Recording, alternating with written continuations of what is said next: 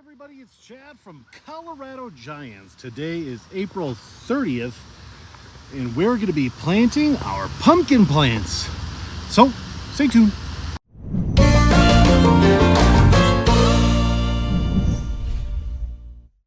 I appreciate you tuning into the channel. If you haven't done so already, go down, right down, I think, here, and hit the subscribe button.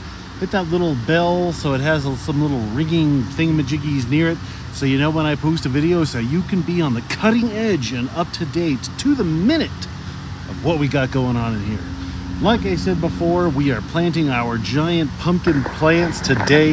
Today they are 3 weeks old exactly from the day that I started them, and we're planting in April. If you can ever plant in April in Colorado, you're ahead of the curve. I wanted to plant them last week, but I just got too darn busy. So this week will be good enough.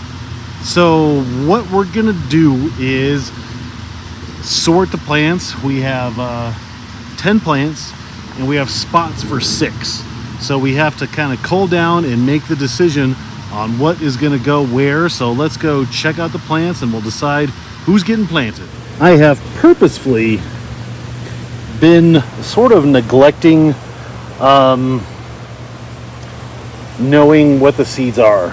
Like I don't know what these are, honestly. I just have been avoiding it because I want to let the plant tell me, you know, which ones are the best. So looking at them, this tray is bigger. They're all the same.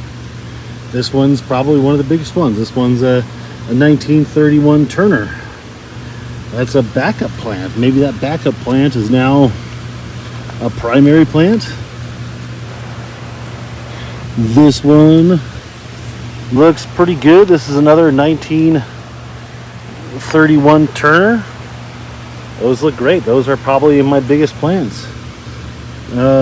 Second two, because this has 1, 2, 3, and we're working on the 4th leaf. Same, 1, 2, 3. Working on the 4th. 1, 2, 3, and then these ones are the 1783 News. Yep, 1783 News. Nope, this one's a 2006. So two 1783s and a 2006 are the top plants. And then this one over here this is a pretty good one, but the leaves are just not quite as big. 1783 New. So I would say if I have two good ones, that one's probably going to get relegated to, you know, not getting planted duty. This one has a little bit of a weird leaf. So this is what I'm going to do. I'm going to go through them, kind of grade them, and we'll decide where to go. The selections have been made.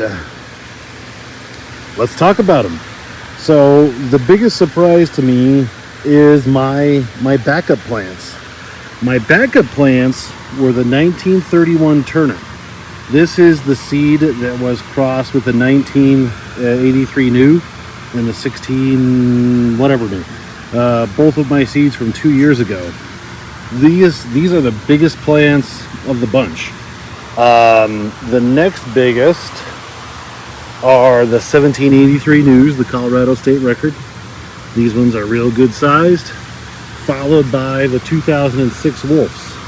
So these are the 8 plants that were in contention. I got rid of 2 of the smallest ones, but I had started 3 of those, and these were the best 8. However, I have to go with the plants that look the best and not chase the genetics per se.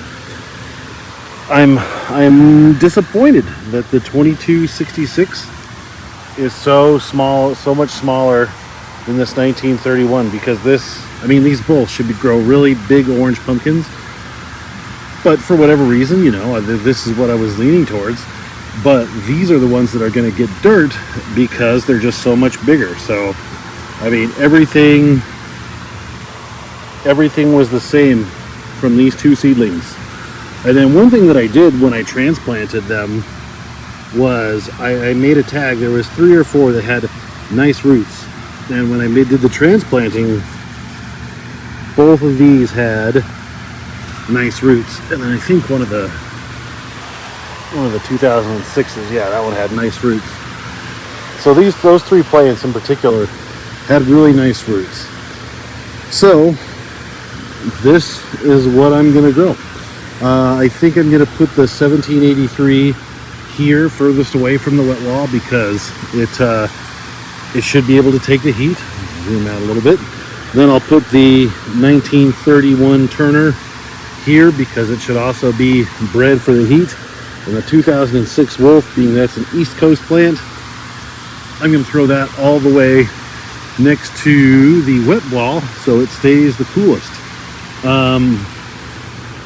Yeah, so the plants. Ta-da! The pumpkins are planted and I'm mixing up a batch of super secret brew. I'm just kidding. There's no secrets here. In here I put a little bit of molasses, a little bit of humic fulvic, some Versati, a little TerraGrow, and some B1 to help with transplant shock. So just a lot of biologicals, no fertilizer. I'll let the plants settle in for a few days and then I will get them some fertilizer. So let's check them out. These are the 1783 new state record plants. It looks really weird, the weed fabric. It looks unusual. Not seeing like dirt ahead of them, just weed fabric. But I'm looking forward to trying it. Cutting the weed fabric open. There's definitely still weeds down there, but hopefully they will. I mean, obviously they're not going to come through unless I cut it. This is the 1931 Turners. Those are the best 2 looking ones, the biggest anyway.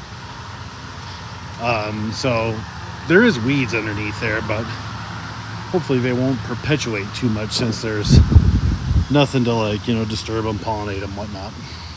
Could be wishful thinking. See, here's weeds that I pulled out and the 2006 Wolf plants. All of these, I don't think you can see that, but this is 81 degrees. I'm actually going to turn this down a little bit.